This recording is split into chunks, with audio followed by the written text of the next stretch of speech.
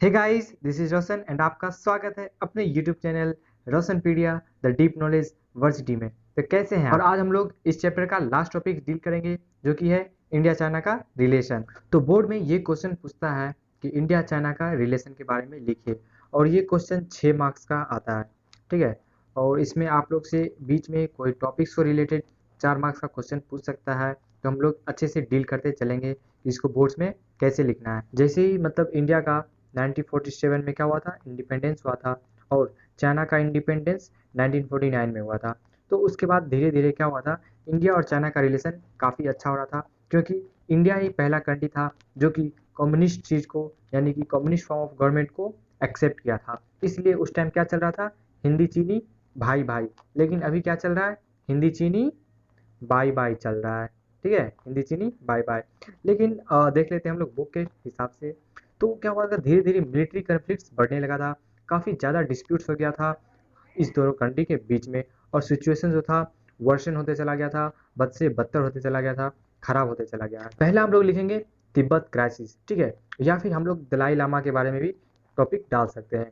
और इसको एक्सप्लेन कैसे करेंगे, लिखेंगे कि जैसे ही चाइनीज रिवोल्यूशन 1949 में हुआ, नेक्स्ट ईयर ही चाइना ने क्या किया, अपने कुछ लीडर्स को, ट्रूप्स को, आर्मीज को कहाँ भेज दिया, तिब्बत 1950 में। और ये जो इंसिडेंट हुआ, ठीक है, इंडिया सपोर्ट भी नहीं किया और ना ही अपोज किया चाइना को। खैर, यहाँ पे इंडिया को अपोज करना चाहिए था, लेकिन इंडिया ना ही सपोर्ट किया और ना ही अपोज किया, वो बिल्कुल न्यूट्रल रहा। और इसी को देखते हुए चाइना फायदा उठाया, और 1959 में, ठीक है, वो वहाँ पे कब्जा कर लेता है तिब्बत को, और दलाई लामा को बाहर निकलना पड़ता है, और वो इंडिया आ जाते हैं एज अ रिफ्यूजी बनकर, और बहुत सारे उनके फॉलोअर भी एज अ रिफ्यूजी बनकर इंडिया में आ जाते हैं।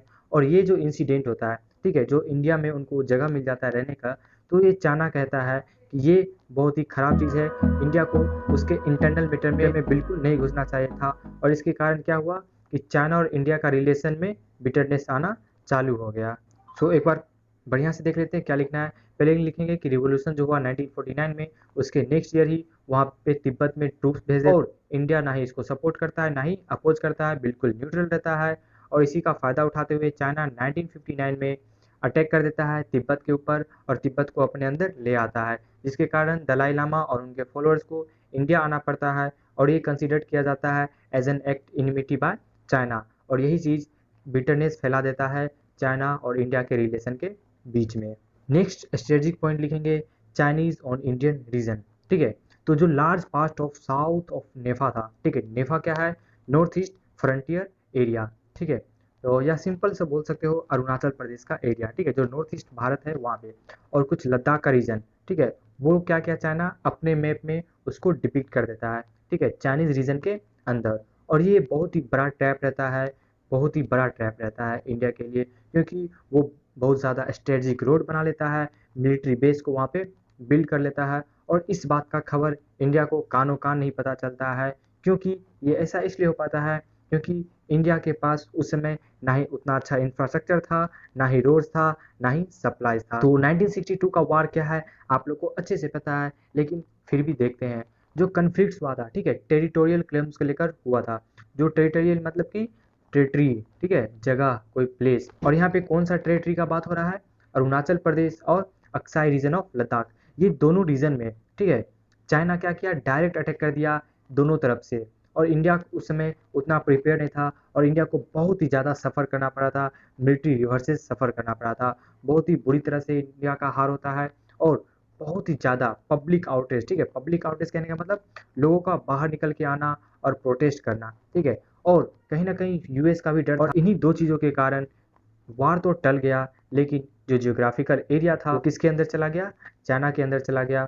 और इस तरह इंडिया क्या कर देता है, कुछ अपने रीजन को लॉस्ट कर देता है, खो देता है चाइना के हाथों में।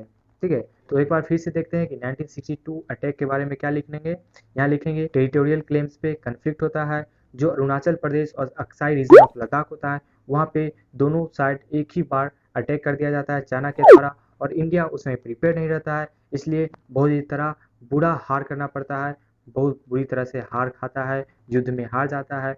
लेकिन क्या होता है कि यूएस का इंटरफेरेंस होता है, और लोगों में बहुत ही जोर से प्रोटेस्ट होता है, जिसके कारण वार तो समाप्त हो जाता है, लेकिन जो जियोग्राफिकल एरिया रहता है वो चाइना के अंदर चला जाता है और इंडिया अपना अहम हिस्सा या अहम रीजन खो देता है। सो ये 3 मेजर पॉइंट्स को हम लोग लिखेंगे अगर बोर्ड्स में ये क्वेश्चन आता है। सो नेक्स्ट टॉपिक अगर देखें, यहाँ पे ये क्वेश्चन राइज होता है कि खैर जैसे सिचुएशन खराब होते गया तो कुछ स्टेप्स भी लिया गया था ताकि रिलेशन को अच्छा बिल्ड किया जा सके, और बहुत सारे स्टेप्स भी लिया गया हम लोग देखेंगे। और ये जनरली बोर्ड्स में आपसे 4 मार्क्स का क्वेश्चन पूछता है, लेकिन हम लोग यहाँ पे 6-7 पॉइंट्स को डिस्कस कर लेंगे ताकि कभी भी कोई प्रॉब्लम ना आए। तो सबसे पहले हम लोग लिखेंगे कि 1981 में, ठीक है, 1981 में टॉक्स चालू हुआ बॉर्डर इशू को सॉल्व करने के लिए, और राजीव गांधी चाइना विजिट करते हैं दिसंबर 1998 में, ताकि क्या हो कि इंडिया और चाइना के रिलेशन में बहुत ही अच्छा इम्प्रूवमेंट दिखे, एक इम्पेटस प्रोवाइड हो चाइना इंडिया के रिलेशन के बीच में। फिर देखा जाता है कि गवर्नमेंट्स भी, दोनों साइड्स की गवर्नमेंट्स बहुत सारे मेजर लेती है ताकि जो कन्फ्लिक्ट है वो कम हो सके और बॉर्डर पे पीस और ट्रैंक्विलिटी मेंटेन रहे। फिर बहुत सारे एग्रीमेंट्स भी होते हैं कल्चरल एक्सचेंज को लेकर, cooperation in science and technology को लेकर, और साथ में 4 बॉर्डर पोस्ट को ओपन कर दिया जाता है ट्रेड के लिए ताकि अच्छा ट्रेड हो।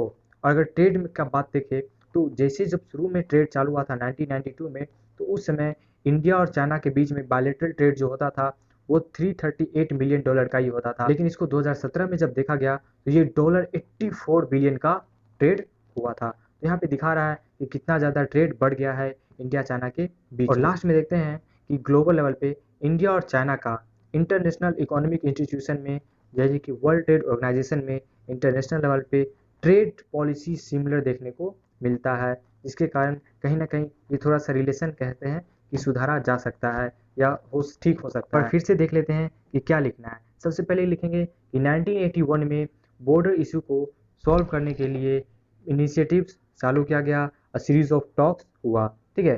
फिर नेक्स्ट लिखेंगे कि राजीव गांधी विजिट करते हैं चाइना दिसंबर 1998 में ताकि इम्प्रूवमेंट लाया जा सके इंडिया चाइना के रिलेशन के बीच में। फिर देखते हैं कि गवर्नमेंट भी, दोनों साइड के गवर्नमेंट बहुत सारे मेजर लेते हैं ताकि कन्फ्लिक्ट्स को कंटेन किया जा सके, कम किया जा सके, और पीस एंड ट्रैंक्विलिटी को मेंटेन किया जा सके बॉर्डर पे। फिर देखते हैं कि बहुत सारा एग्रीमेंट्स होता है कल्चरल एक्सचेंज को लेकर, cooperation in science and technology को लेकर, और साथ ही साथ 4 बॉर्डर पोस्ट को ओपन कर दिया जाता है ट्रेड के लिए, और ये ट्रेड 338 मिलियन से बढ़कर $84 बिलियन तक पहुंच जाता है 2017 में। और ग्लोबल लेवल में देखा जाता है कि ट्रेड पॉलिसी दोनों कंट्री का सिमिलर है। सो गाइज, इस तरह इस क्वेश्चन का हम लोग आंसर लिखेंगे। आज का वीडियो इसी टॉपिक के साथ समाप्त करते हैं, मिलते हैं नए टॉपिक के साथ नए चैप्टर में। फिलहाल के लिए thank you for watching my video, bye bye.